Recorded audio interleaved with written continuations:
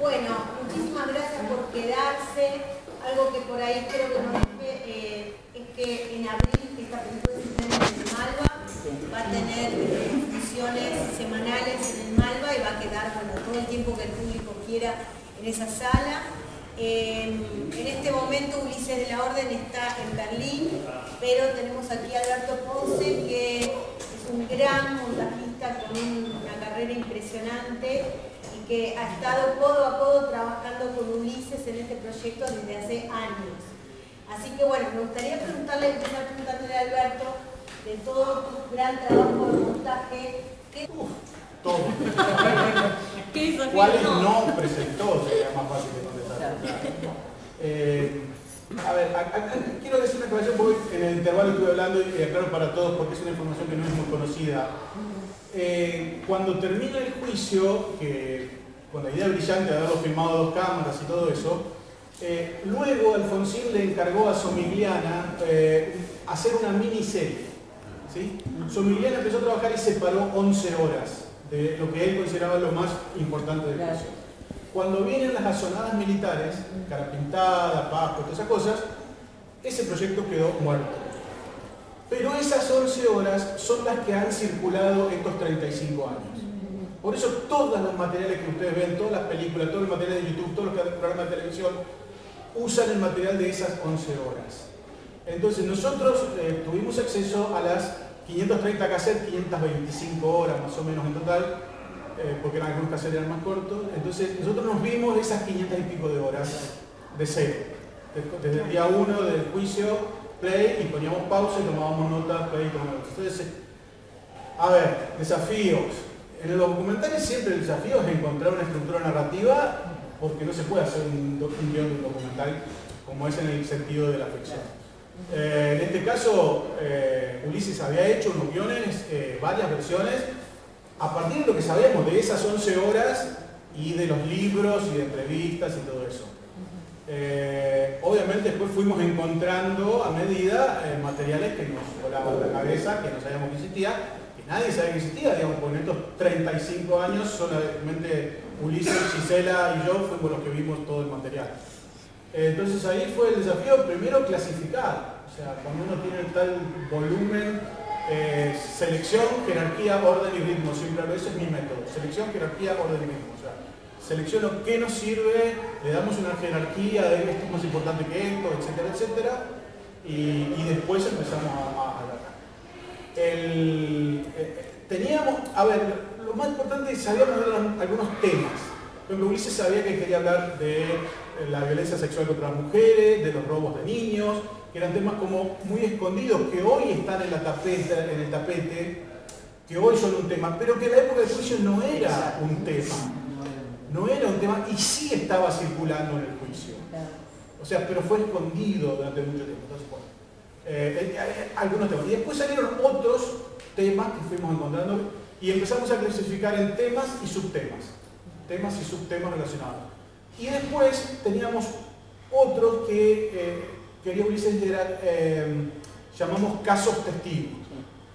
En algunos hay una frasecita y nada más, desaparecen. Y hay testigos que están más explayados, que se adquieren 3-4 minutos cada. Esos son los casos testigos. ¿Por qué? Porque ejemplifican algunos de estos temas en forma muy clara. El caso del Calvo de Labor, de Dagmar Hagelin, digamos, Pablo Díaz, de los lápices. O sea, el tema es este y este caso es paradigmático. Eso, básicamente, la estructura fue eso. Bueno, y en el encuentro con esas 530 horas y en ese trabajo pulido, minucioso, y en esa jerarquía que vos decís, ¿qué es lo que se decidió dejar de lado? Cantidad de cosas, a mí todavía me duele una cantidad de cosas. Tenemos nuestra charla con Ulises, el chiste es, yo votaba por 2 películas de 2 horas. Yo quería 4 horas. Yo soy el único editor que en vez de cortar, prefiero la o la espiral, desmantelar, eso, pero a mí me encanta 900 de Bertolucci. Si las películas están bien cortadas, no es un problema, no tienen que durar 1 hora y media. El tema es que estén bien contadas, la narración era. Yo creo que dejamos muchas cosas afuera que las extraño, pero bueno, el director es el dueño de la película, en ese sentido, ¿no? perdón, sí quedaron algunas pequeños subtemitas. Por ejemplo, yo quería hacer mucho más hincapié en el cinismo, que está como esbozado, pero pero teníamos material para hacer. Una chica contaba que mientras la tenían atada y la estaban torturando, los tipos decían, pasame la mayonesa para el sándwich. Claro. Ese tipo de cosas, y aún peores, daban el nivel de cinismo y de alienación de estas personas. Un caso que a nosotros nos encantó y lo tuvimos editado, incluso la primera versión duraba como 25 minutos y duró hasta casi los últimos armados, que es el caso Fortisosa, que es la madre con los 5 hijos que suben al avión y que los bajan a punta de pistola del avión. Era un excelente caso para ejemplificar que la impunidad, o sea, que podían entrar al aeropuerto, parar un avión, bajar gente, salir y que no pasado nada. Entonces era un buen caso, que lo teníamos, recuerdo, si no recuerdo mal, cuando contamos esta parte de que los desaparecidos están todos viviendo en el exterior. Era un buen momento para contarles que viviendo en el exterior podían hacerlos bajar de un avión. Anteriores, y me chocaba muchísimo, o sea, imagínate haber visto esta versión, no es edulcorada para nada, pero en otras versiones había, digamos, altas dosis de perversión en el relato, que realmente, como vos decías, choqueaba mucho al espectador. Sí, me acuerdo de esa exposición que vos tuviste, que era el armado 15, si no me equivoco. Sí, lo tengo muy claro. ¿Cuántos armados hubo? 21. Claro. El primero duraba 8 horas y media.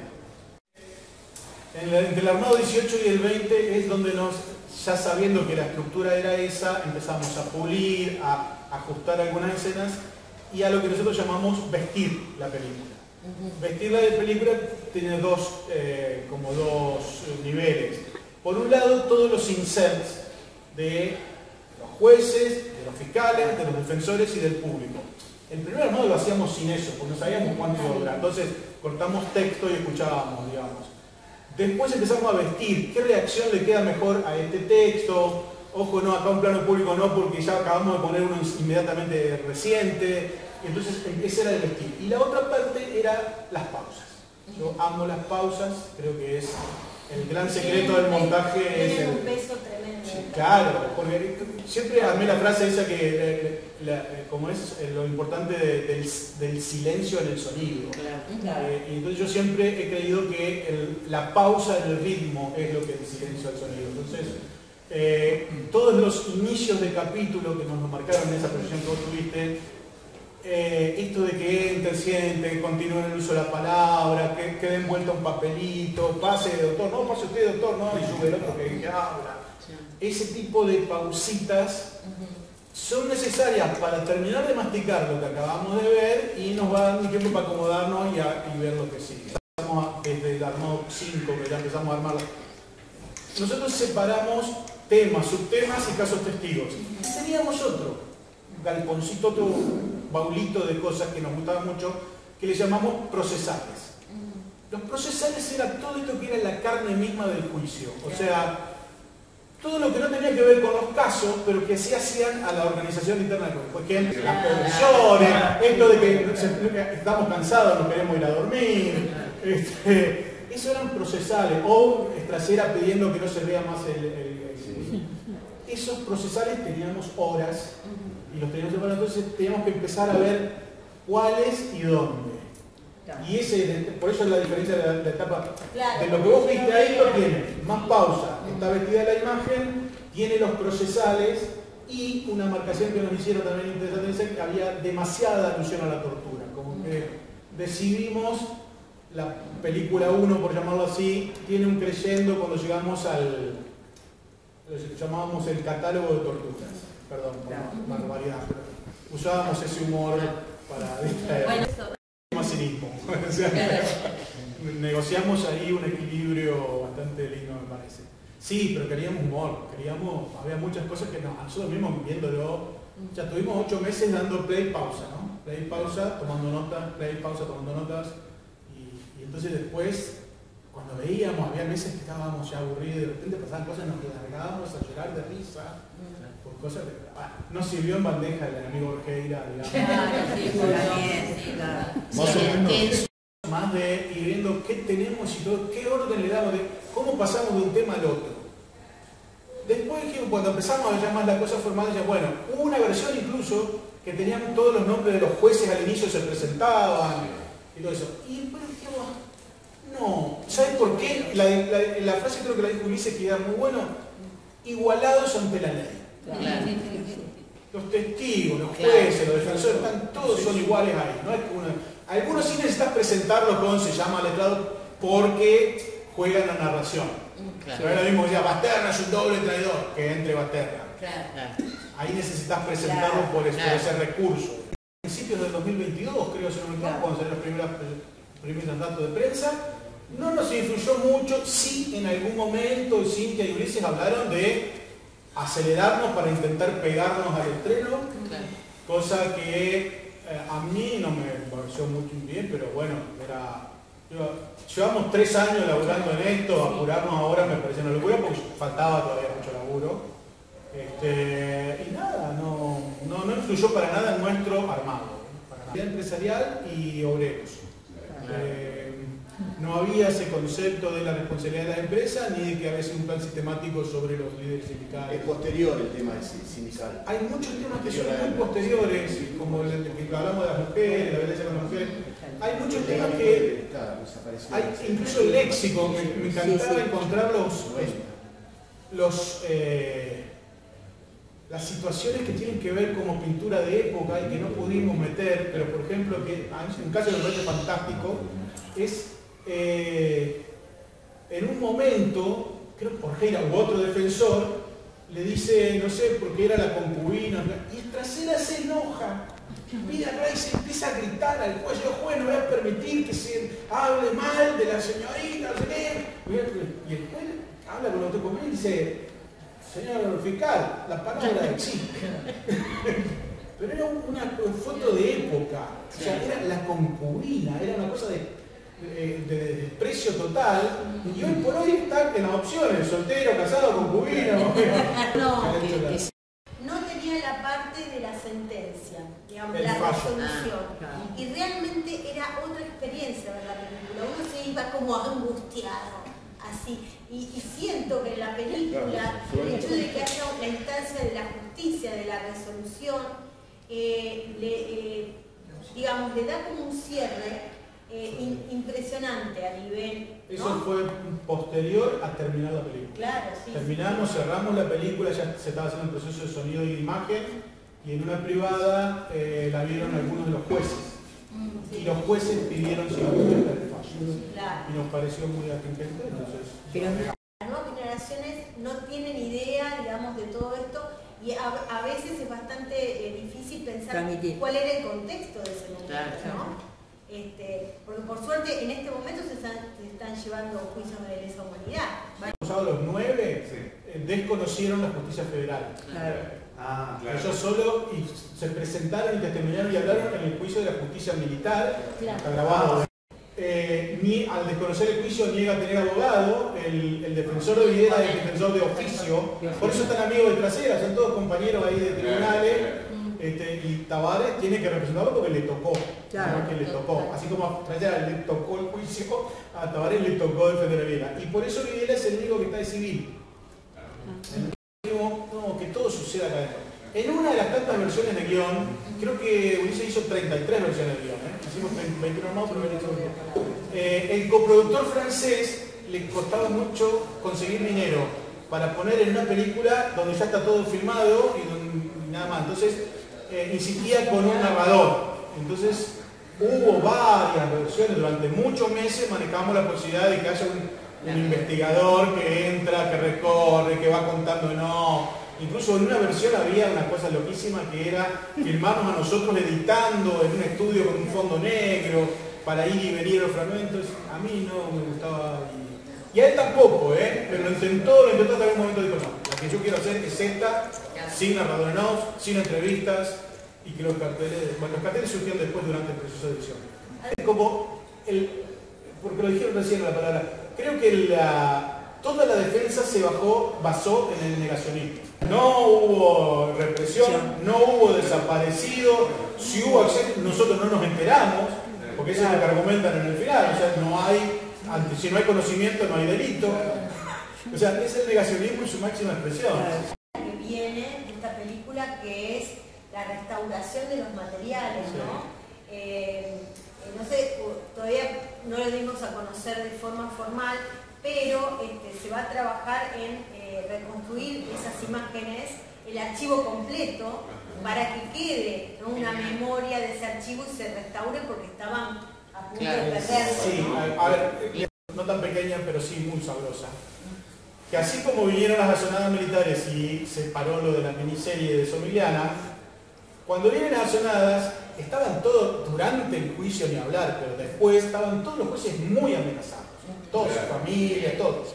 Y en un momento ellos tienen miedo de que con esta gasonada se perdiera todo y buscan contactos y logran que una asociación europea los invite y ellos se copian el material en VHS completo, las 50 y pico de hora, los jueces, y se llevan en sus maletas, ellos los seis, sus esposas, llevan las maletas y lo depositan en el Parlamento noruego. Por eso hay construcción con Noruega.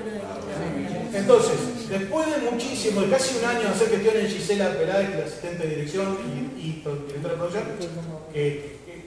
después tendrá un capítulo sobre Gisela porque hizo un laburo increíble. Ella logró el contacto con la gente de Noruega y después de un año y pico, un año y medio, casi dos, logramos acceder al material de Noruega. ¿Qué pasó? Ahí nos encontramos con dos cosas. Por un lado, el material argentino estaba hecho percha y estaba incompleto. Faltaban testimonios completos, faltaban pedazos de testimonio. Entonces tuve el trabajo de comparar las dos copias y encontrar material que nosotros no teníamos y que yo lo veo y se ve, para mí es una patada en la retina algunos planos, pero era eso o nada y lo necesitaba. Como dije recién, la entrada de Basterra en la copia argentina no estaba. Y son ese tipo de cosas. Lo de la nuce estaba mejor, acá estaba, pero hecho mierda la imagen, casi no se veía, solo tenía. Nos dio esos puntos hábiles, pero esa captura estaba muy mal hecha, incluso con interferencias de celulares. Vieron que hay planos en blanco y negro, porque están así en el original, en blanco y negro, ¿no? Y en la copia noruega también están en blanco y negro, si no lo vieron. Sí. En el 2011 eso se digitalizó en un convenio con la Universidad de Salamanca.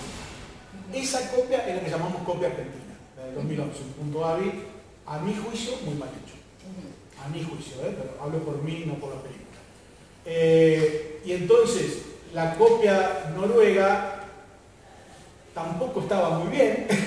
Primero porque los jueces se llevaron en cassette VHS en velocidad EP, ¿se acuerdan que se grababan 4 horas y se hacía mierda la calidad de la imagen? Bueno, eso es lo que se llevó a Noruega. Y así todos preferimos usar eso, en algunos casos porque estaba mejor que lo de acá. Y después cuando lo de Noruega lo llevan a Holanda a digitalizar, lo comprimieron tipo un celular.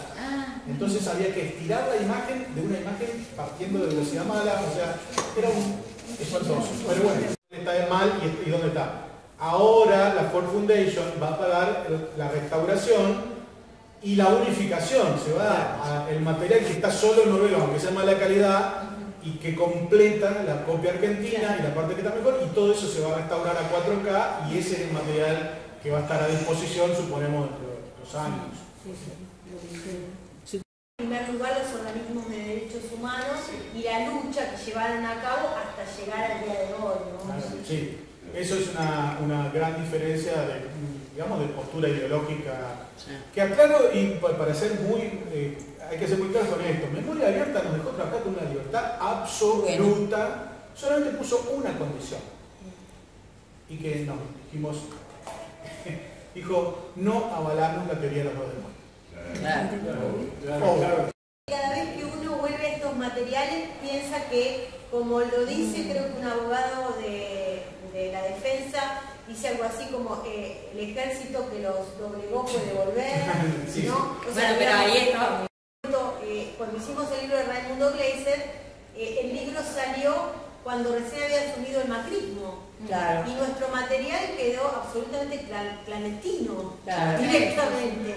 Entonces digo, en este año, Son los momentos. 40 años de democracia ininterrumpida, un año también electoral, con las fuerzas de la derecha, digamos, fortaleciéndose de alguna manera, que es importante que hayan hecho esto, que más que una película es un documento, ¿no? Porque aporta, digamos, una novedad para que otros lo estudien, ¿no? Nosotros siempre tuvimos claro eso. Yo en general siempre le digo a los cuando digo que incluso películas de ficción, me dicen, ¿se entiende, no se entiende? Yo digo, las películas hay que analizarlas como que los va a ver un coreano dentro de 50 años.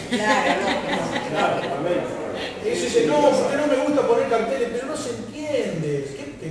Se te cae la película por poner un cartel. Entonces, sabíamos que este material va a ser de consulta obligatoria, esperemos que en todas las escuelas y universidades, y que circule, digamos. La idea también de la idea capitular es justamente que las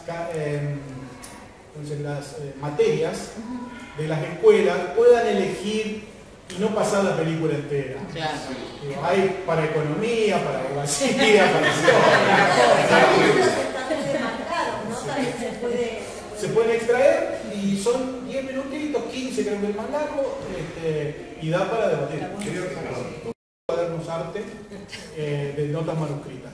Yo en el timeline de la computadora voy poniendo mis marcas, haciendo notas, y Gisela hizo una planilla que me solucionó muchísimo después en tal volumen de material, porque las columnas iban poniendo los nombres que hablaba, se hacía mención a tal caso, esto pertenece a tal tema, entonces después para buscar y cruzar la información, claro, incluso teníamos una que me sirvió mucho después, pero varios años después, pero me sirvió, que siempre me da mucha risa, la columna de vestuario. ¿Por qué columna de vestuario? Porque los jueces cambiaban los trajes y las corbatas por la continuidad. Entonces, tenemos día por día cómo está vestido cada juez. Entonces, cuando yo necesitaba tapar un corte, necesitábamos un plano de D'Artagnan, listo, ¿por qué? Corbata roja, listo. D'Artagnan, corbata roja, Claro. Ulises es muy tranquilo para trabajar, y aunque no tiene irónico o menos irónico, este sí, este no. Hay cosas que yo extraño que volvería a poner y que a él ya no me va esto acá. Y sí coincidíamos en la cuestión macro, ¿no? Es decir, este capítulo va acá o acá, viene de este, pasa a este otro tema, bueno, esto sí me funciona, este está largo, hay que ver qué le cortamos a este. O sea, esto lo dice tal persona y lo dice mejor, listo, va este nuestro.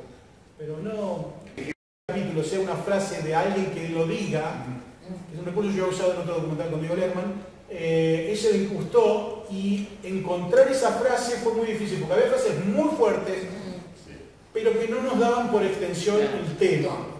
Entonces, por ejemplo, recuerdo ahora el de Noche de los lápices, jóvenes estudiantes, claro, ese se llamaba realmente cada 31 de diciembre por la frase de Pablo Díaz que dice cada 31 brinden por nosotros. Sí, claro. Era brevísimo, pero no da la connotación de escuelas.